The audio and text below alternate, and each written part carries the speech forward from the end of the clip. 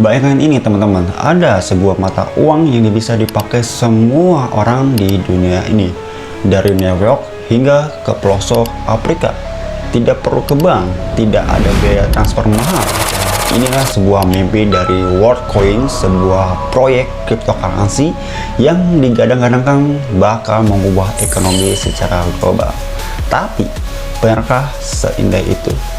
Atau justru membuka pintu bagi masalah baru yang lebih besar lagi? Makanya mari kita selami faktanya, harapannya, dan resikonya hingga ke tulang-tulang. Jadi simak sampai selesai.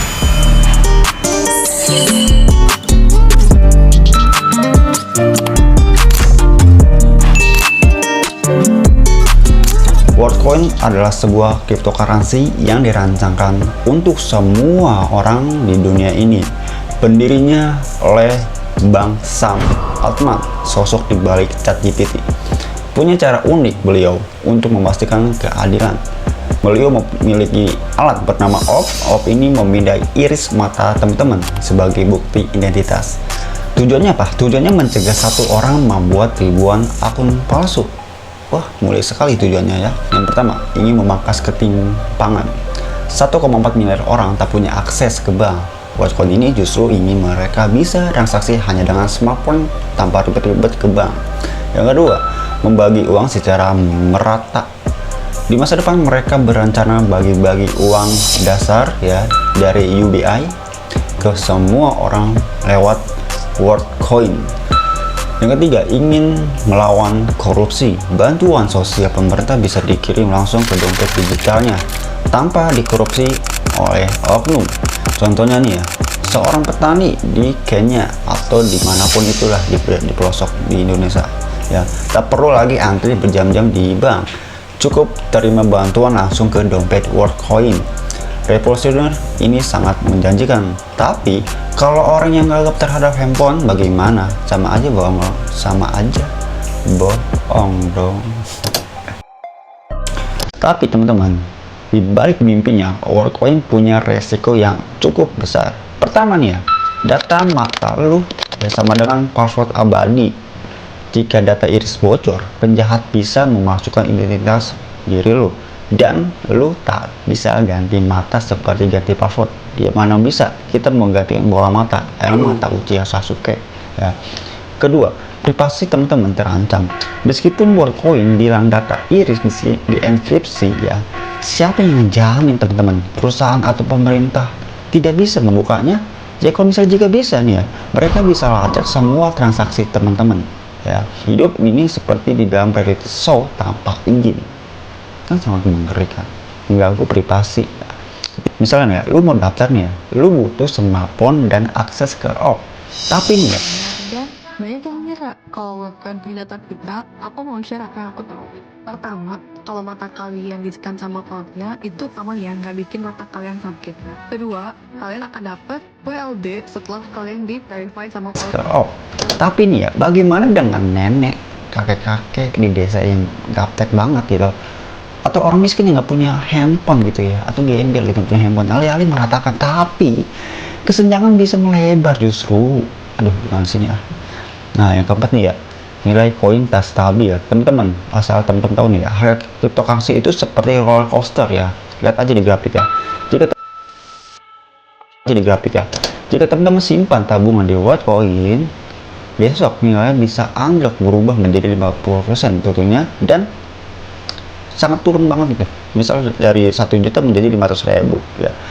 Karena isu politik atau spekulasi, dan uang lu ya, uang dari pensiun lu atau uang dari mana gitu ya, bisa lenyap dalam semalaman.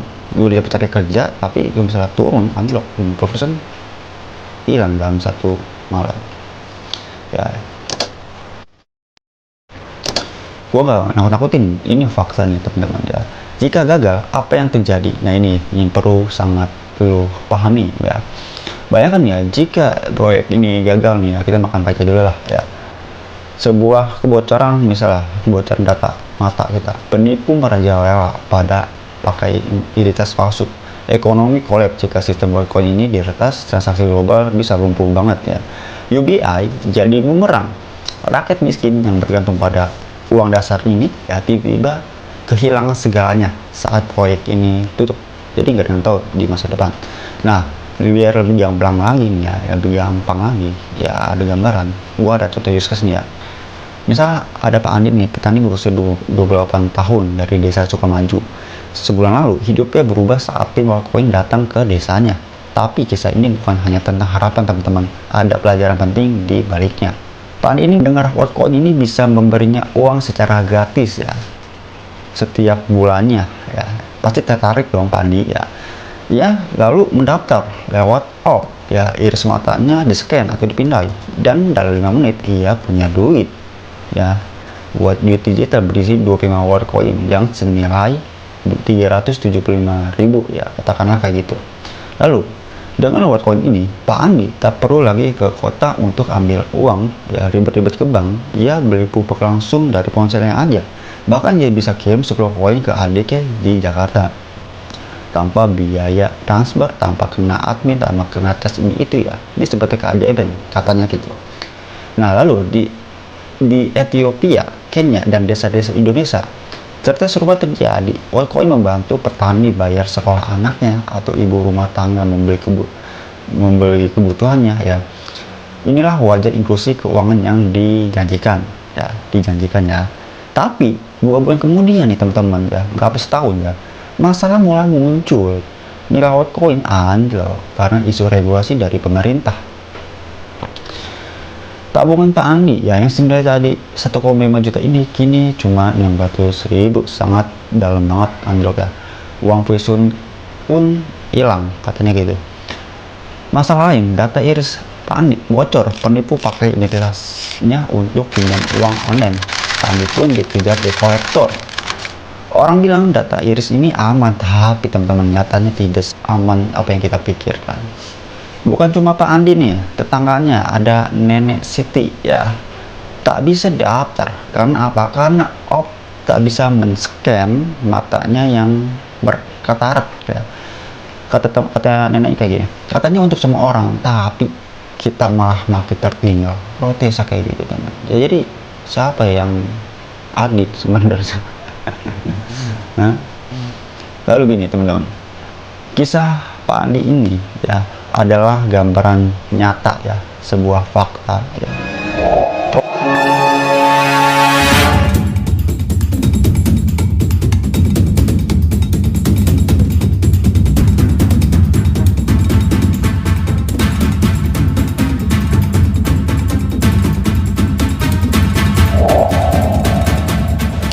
Worldcoin ibarat pisau bermata dua.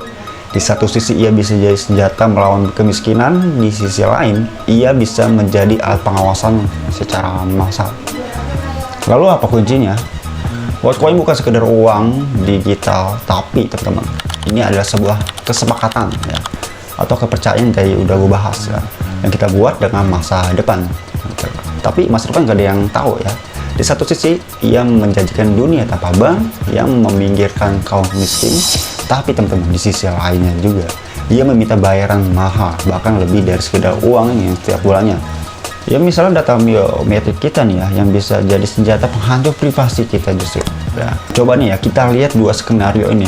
Satu, misalnya jika berhasil, seorang nelayan di Flores bisa menerima bantuan pemerintah langsung ke dompetnya tanpa calo ya, tanpa bank. Seorang pengungsi Suriah bisa membuktikan identitasnya hanya dengan matanya ya, tanpa dokumen yang raib karena diterjang perang. Kalau misal gagal gimana? Kalau misal gagal, data iris 2 miliar orang ini ya taruhannya dijual di pasar gelap. Penipu di Nigeria menguras rekening kakek-kakek di Jerman. Pemerintah otoriter memantau setiap transaksi warga untuk membungkam kritik ya, atau bisa memanipulasi.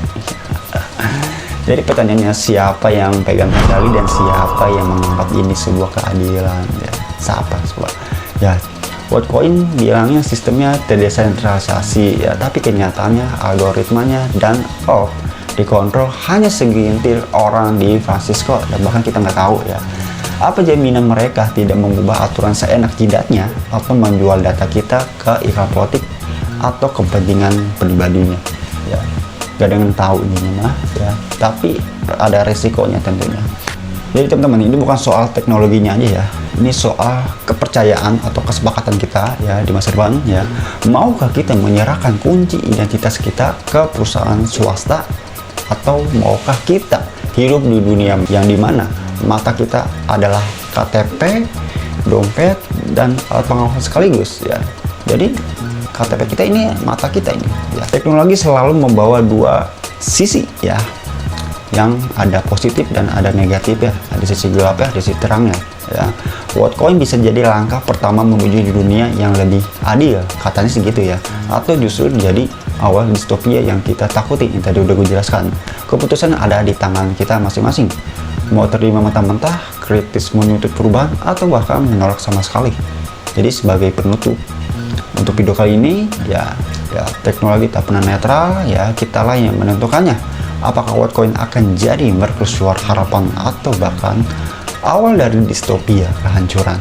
Sebelum bilang ya, tanya pada diri kita sendiri, apa harga yang mau kita bayar untuk dunia yang tanpa bank ini ya?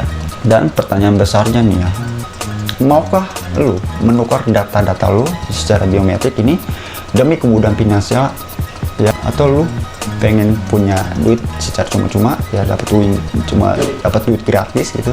Siapkah dunia mempercayakan uang dan identitas kita pada satu perusahaan swasta ya? Bagaimana pendapat teman-teman? Tulis di kolom komentar. Jangan lupa subscribe untuk bahas topik serunya di channel ini. Jadi sampai jumpa di video selanjutnya.